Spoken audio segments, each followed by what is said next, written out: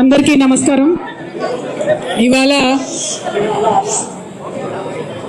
తెలంగాణ జాగృతి సంస్థను ప్రారంభించి దాదాపు 18 సంవత్సరాలు దాదాపుగా కావస్తున్నటువంటి సందర్భం. 2006లో బయటకు వచ్చి సంస్థను ప్రారంభిస్తే ప్రతి ఉద్యమ సందర్భంలో ప్రతినిత్యం తెలంగాణ ప్రజలకు వచ్చినటువంటి ఏ అంశమైనా కూడా చాలా బలంగా తెలంగాణ ప్రజల గొంతుకగా తలలో నాలుకలాగా ప్రతి ఇంటిలో ఆడబిడ్డలాగా బతుకమ్మ ఎత్తినా బోనం ఎత్తినా వారి సంబరంలో సంబరంలాగా వారి దుఃఖంలో దుఃఖంలాగా కలిసి ఉన్నటువంటి సంస్థ తెలంగాణ జాగృతి సంస్థ. తెలంగాణ జాగృతి సంస్థ పుట్టింది ఇద్దరు వ్యక్తుల యొక్క స్ఫూర్తితో. ఒకటి కేసీఆర్ గారు, రెండు ప్రొఫెసర్ జయశంకర్ గారు. కేసీఆర్ గారు తెలంగాణ రాష్ట్ర సాధన కోసం ఉద్యమించినటువంటి సందర్భంలో మాత్రమే మలిదశ తెలంగాణ ఉద్యమంలో మాలాంటి వాళ్ళందరం కూడా తెలంగాణ రాష్ట్ర అవసరాన్ని ఏర్పాటును గుర్తించి ముందుకు వచ్చి తెలంగాణ ఉద్యమంలో పాల్గొనడం జరిగింది. ఎప్పుడైతే యుఎస్ఏ నుండి ఇండియాకు వచ్చామో ప్రొఫెసర్ జయశంకర్ గారితో ఇంటరాక్షన్ ఏర్పడ్డ తర్వాత వారు మాకు ఆనాడు ఒక డైరెక్షన్ ఇచ్చిండ్రు. రాజకీయ రంగంలో కేసీఆర్ గారు అద్భుతంగా తెలంగాణ ప్రజలకు కావాల్సినటువంటి అంశాలన్నీ కూడా వివరిస్తూ ఉన్నారు, ముందుకు తీసుకెళ్తూ ఉన్నారు. ఇంకొక పక్క సాంస్కృతికంగా వెనుక పడేయబడ్డటువంటి మన ప్రాంతానికి సంబంధించి మాట్లాడాల్సినటువంటి అంశాలు చాలా ఉన్నాయి. ఒక పక్క రచయితలు మాట్లాడుతున్నారు, ఇంకొక పక్క గాయకులు ధూమ్ధామ్ పేరుతో విజృంభిస్తున్నారు. అయినప్పటికీ there is some gap, there is some space, you should think to fill that space అని ప్రొఫెసర్ జయశంకర్ గారు నాకు ఆనాడు దిశానిర్దేశం చేసినటువంటి సందర్భంలో మరి తెలంగాణ జాగృతి అనేటటువంటి సంస్థ ఊపిరి పోసుకోవడం జరిగింది. తెలంగాణ జాగృతి అని పేరు పెడుతున్నామంటే ఆనాడు చాలా మంది మేధావులు అసలు తెలంగాణ పేరు లేకుండా పెట్టండి, తెలంగాణ జాగృతి అనగానే మిమ్మల్ని వెంటనే తొక్కేస్తారని కూడా ఆనాడు అనేక మంది చెప్పిండ్రు. అంత పెద్ద ఎత్తున ఆంధ్ర పాలకుల యొక్క వివక్ష ఉన్నటువంటి సందర్భం అయినా సరే తెలంగాణ జాగృతి పేరు పెట్టుకునే ముందుకెళ్తామని చెప్పి తెలంగాణ జాగృతి పేరు పెట్టి మరి సంస్థని ఇన్ని రోజులు కూడా చాలా అద్భుతంగా నడిపించుకున్నామని చెప్పి నేను భావిస్తూ ఉన్నాను. మరి ఇవాళ ఇన్ని సంవత్సరాల తర్వాత మాకు హైదరాబాద్లో ఎప్పుడు కూడా అశోక్ నగర్లో ఆఫీస్ ఉండేది. ఇవాళ అశోక్ నగర్ నుంచి ఆఫీస్ని మేము బంజారాహిల్స్కి షిఫ్ట్ చేసుకోవడం జరిగింది. ఇక్కడ నుంచి లాంగ్ లీజ్ తీసుకున్నాం మరి ఇక్కడ, కాబట్టి చాలా రోజులు ఇక్కడ మా ఆఫీసు స్థిరంగా మీ అందరి ఆశీర్వాదంతో తెలంగాణ ప్రజల ఆశీర్వాదంతో నిలబడి ఉంటుందని చెప్పి నేను మనస్ఫూర్తిగా భావిస్తూ ఉన్నాను. మరి ఇన్ని సంవత్సరాల ఈ ప్రయాణంలో అనేక మంది కలిసి వచ్చిండ్రు, అనేక మంది ఆశీర్వాదాలు ఇచ్చి పనిచేసిండ్రు, అనేక మంది కలిసి పనిచేసిండ్రు, చాలా మంది అడ్వైజర్స్ ఇచ్చి సలహాలు సూచనలు ఇచ్చి ముందుకు తీసుకెళ్ళిండ్రు. వారందరికీ కూడా మనస్ఫూర్తిగా ఉద్యమాభివందనాలు తెలియజేస్తూ ఉన్నాను. మరి మీ అందరికీ కూడా తెలిసినటువంటి విషయమే, కేసీఆర్ గారు తెలంగాణ రాష్ట్రం సాధించిన తర్వాత, తెలంగాణ రాష్ట్రం ఏర్పడ్డ తర్వాత అద్భుతంగా తెలంగాణ సోయితోని పరిపాలన జరిగింది. మేము తెలంగాణ జాగృతి సాంస్కృతిక రంగంలో ఏ చిన్న కార్యక్రమం అడిగినా, ఏ చిన్న అంశం డిమాండ్ చేసినా మాకు నిమిషాలలో జీవో వచ్చినటువంటి సందర్భం. చాకల ఐలమ్మ గారిది ఉదాహరణకు అధికారికంగా చేయాలి అంటే ఒకటే సెకండ్లో జీవో వచ్చినటువంటి సందర్భం. మిషన్ భగీరథకు సగరుల ఆరాధ్య దైవమైనటువంటి భగీరథ పేరు పెట్టడం అన్నది మేము అడగకుండానే కేసీఆర్ గారు మాకు ఇచ్చినటువంటి వరం. అట్లా ఏ ఒక్క అంశం తీసుకున్నా సేవాలాల్ మహారాజ్ యొక్క జయంతిని అఫీషియల్గా ప్రభుత్వం నుంచి చేసిన ఏకైక ప్రభుత్వం కేసీఆర్ గారి ప్రభుత్వం భారతదేశంలో. అట్లా ప్రతి ఒక్కరిని కూడా ముందుకు తీసుకెళ్ళి అద్భుతంగా పరిపాలన చేసినటువంటి కేసీఆర్ గారు. అంబేద్కర్ని మనందరం ఆరాధించేటటువంటి అంబేద్కర్ని 125 అడుగుల ఎత్తు నిలబెట్టి దేశంలోనే ఆనాడు అత్యంత పెద్ద విగ్రహంగా అంబేద్కర్ నిలుపుకున్నాం. అట్లా 1-2 కాదు, ప్రతి ఒక్క అంశంలో కూడా తెలంగాణ సోయితో పరిపాలన జరిగింది. మరి ఇవాళ ఉన్నటువంటి పరిపాలన మనం చూసుకుంటే ఈ 10 సంవత్సరాలకి ఇప్పటికి చాలా తేడా ఉంది. మన కర్మ ఏందంటే ఇప్పుడున్నటువంటి మన ముఖ్యమంత్రి గారు కనీసం జై తెలంగాణ అని కూడా అన్నారు. ఇవాళ మా తెలంగాణ జాగృతి ప్రారంభించుకున్న ఇక్కడ కొత్త ఆఫీస్ని, స్టేట్ ఆఫీస్ని ప్రారంభించుకున్న సందర్భంగా ఎల్లుండే రాష్ట్ర అవతరణ దినోత్సవం వస్తుంది. నేను రాష్ట్ర ముఖ్యమంత్రి గారిని డిమాండ్ చేస్తూ ఉన్నాను, సీఎం గారు కనీసం ఇప్పటికన్నా మీరు జై తెలంగాణ నినాదం అనండి. ఎల్లుండి రాష్ట్ర అవతరణ దినోత్సవం నాడు కనీసం అమరవీరులకు నివాళులు అర్పించండి అని చెప్పి నేను ముఖ్యమంత్రి గారిని డిమాండ్ చేస్తూ ఉన్నాను. నిజానికి జై తెలంగాణ అనని వాడికి, తెలంగాణ అమరవీరులను తలుచుకున్నటువంటి వారికి, నివాళులు అర్పించని వారికి ఆ కుర్చీలో కూర్చునే అర్హత కూడా లేదు. కానీ తెలంగాణ గ్రహచారం బాగాలేక మరి రేవంత్ రెడ్డి గారు మనకు ముఖ్యమంత్రి అయినరు. ఏదైతే ఉద్యమకారుల మీద గన్ను తీసుకొని పోయిండో అటువంటి వ్యక్తి అలా ముఖ్యమంత్రి అయినరు. కాబట్టి వాళ్ళ మేము డిమాండ్ చేస్తూ ఉన్నాం, ఖచ్చితంగా రాష్ట్ర అవతరణ దినోత్సవం నాడన్నా వారు జై తెలంగాణ అనాలని చెప్పి, అమరవీరులకు నివాళులు అర్పించాలని చెప్పి మేము డిమాండ్ చేస్తూ ఉన్నాం. అదేవిధంగా జూన్ 2వ తారీఖు నాడు మరి కాంగ్రెస్ ప్రభుత్వం ప్రకటించింది, రాజీవ్ యువ వికాసం అనే పేరుతోని పథకం తీసుకొస్తామని పేపర్లలో నేను చదివిన. రాజీవ్ గాంధీకి మాకేం సంబంధం అండి? తెలంగాణ రాష్ట్రానికి రాజీవ్ గాంధీ గారికి ఏం సంబంధం? నేను ముఖ్యమంత్రి గారిని డిమాండ్ చేస్తూ ఉన్నా, తెలంగాణ యువకుల కోసం చేపట్టేటటువంటి పథకానికి మీరు ఖచ్చితంగా తెలంగాణ వాదుల పేరు పెట్టాలి.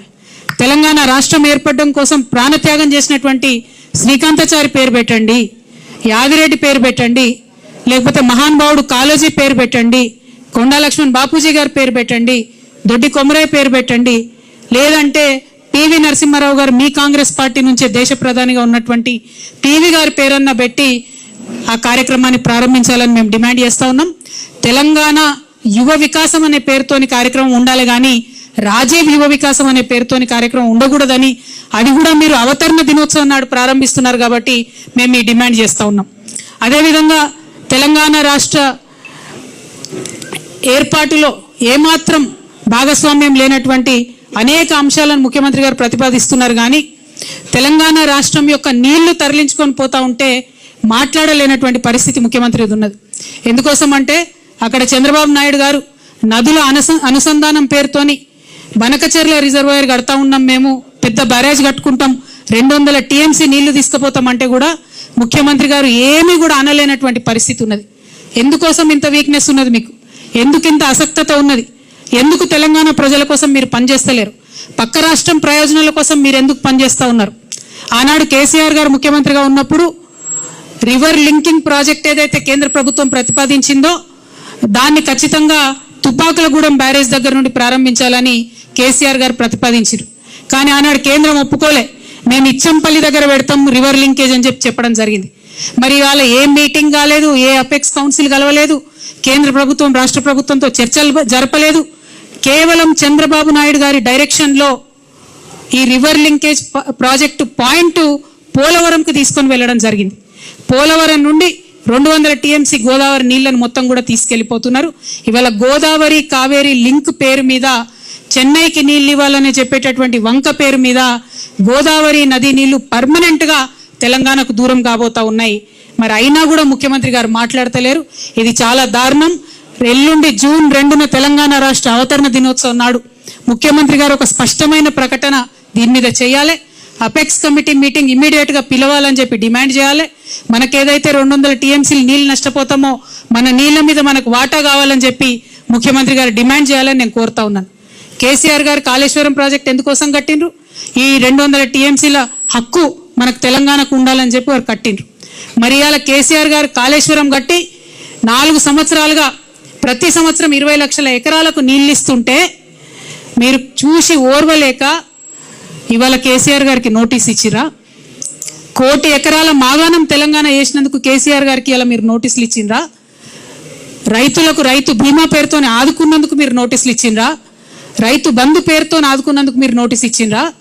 కేసీఆర్ కిట్ ఇచ్చినందుకు నోటీస్ ఇచ్చిండ్రా? తెలంగాణ ప్రజలకు మేలు చేసినందుకు నోటీస్ ఇచ్చిరా? ఎందుకోసం నోటీస్ ఇచ్చిండ్రు? అది అసలు కాళేశ్వరం కమిషనా, కాంగ్రెస్ కమిషనా అని ముఖ్యమంత్రి గారు నేను ప్రశ్నిస్తా ఉన్నాను. ప్రతి తెలంగాణ బిడ్డ కూడా బాధపడతా ఉన్నారు. తెలంగాణ జాతిపిత అయినటువంటి కేసీఆర్ గారి మీద మీరు ఇవాళ నోటీసులు ఇవ్వడం అంటే యావత్తు తెలంగాణకు నోటీసులు ఇచ్చినట్టే నేను భావిస్తా ఉన్నాను. ఎందుకోసం ఈ మాట చెప్తా ఉన్నామంటే ఆ బక్కపల్సటి మనిషి ఒకసారి పిడికిలెత్తి బయలుదేరితేనే ఇవాళ తెలంగాణ రాష్ట్రం వచ్చింది. తెలంగాణ రాష్ట్రం వచ్చింది కాబట్టే మీరు ఇవాళ తెలంగాణ రాష్ట్రానికి ముఖ్యమంత్రిగా ఉన్నారు. అది మర్చిపోయి అటువంటి వ్యక్తికే మీరు ఇవాళ నోటీస్ ఇవ్వడం ఎందుకోసం ఇస్తా ఉన్నారు? మొత్తం ఈ నోటీస్ ఏంది, ఈ కమిషన్ ఏంది, ఈ కథ ఏంది, తెలంగాణ జాగృతి సైనికులంతా కూడా యావత్ రాష్ట్రానికి జూన్ 4వ తారీఖు నాడు ఒక మహాధర్నా చేస్తాం. మేము ఆ ధర్నాలు అన్ని కూడా వివరిస్తాం. మీ కుట్ర ఏంది, కాళేశ్వరం ఏంది, ఇవన్నీ కూడా వివరిస్తాం. జూన్ 4వ తారీఖు నాడు ఒక మహాధర్నా చేపట్టబోతా ఉన్నాం ఇందిరా పార్క్ దగ్గర తెలంగాణ జాగృతి తరఫున. ఖచ్చితంగా అక్కడ మొత్తం కూడా మీరు ఎట్లా గుత్తేదారులకు వంతబాడుతున్నారు, ఎట్లా తెలంగాణ రైతాంగాన్ని ఎండబెడుతున్నారు, ఎందుకోసం కాళేశ్వరం ప్రాజెక్టు మీరు వాడతలేరు, ఎందుకు నిర్వీర్యం చేస్తున్నారు, ఈ అంశాలన్నీ కూడా తెలంగాణ ప్రజల ముందు బట్టబయలు చేస్తామని చెప్పి ఈ సందర్భంగా మేము తెలియజేస్తా ఉన్నాం. అదేవిధంగా మీకు తెలుసు తెలంగాణ జాగృతి అనేక కార్యక్రమాలు చేసుకుంటూ వచ్చింది. బీసీ బిల్లు కోసం గత సంవత్సరంన్నరగా మేము పోరాటం చేస్తూ ఉన్నాం. కానీ నిన్ననే ముఖ్యమంత్రి గారు వెళ్ళి మోడీ గారిని కలిసిన, దేశ ప్రధానమంత్రిని, అనేక ప్రాజెక్టుల గురించి మాట్లాడిన కానీ బీసీ బిల్లు గురించి మాట్లాడలేదు. ఇవాళ బీసీ బిల్లు ఈ రాష్ట్రంలో పెట్టించగలిగినామంటే, ఒకటి కాదు 2 బిల్లులు పెట్టించినామంటే దాంట్లో తెలంగాణ జాగృతి యూపీఎఫ్ పాత్ర ఉందన్న విషయాన్ని తెలంగాణ బీసీ బిడ్డలు ఎప్పుడు కూడా విస్మరించారని చెప్పి సందర్భంగా నేను గుర్తు చేస్తూ, మీరు మర్చిపోవచ్చుగాక కానీ మేము మర్చిపోలేదు. బీజేపీ వాళ్ళకి హెచ్చరిక చేస్తా ఉన్నాం, మీరు బీసీ బిల్లును డీప్ ఫ్రిడ్జ్ లో పెట్టే ప్రయత్నం చేస్తే కొన్ని రోజుల తర్వాత మళ్ళా జాగృతి కార్యాచరణ తీసుకుంటుంది.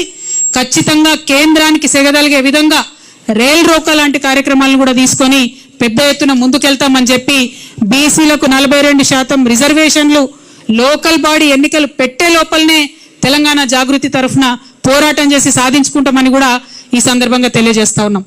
అట్లానే తెలంగాణ మహిళలకు మీరు ప్రామిస్ చేసినటువంటి 2500 రూపాయలు ఏదైతే ఉందో అది సాధించే వరకు కూడా తెలంగాణ జాగృతి విశ్రమించకుండా కూడా పోరాటం చేస్తుందని ఈ సందర్భంగా తెలియజేస్తున్నాం.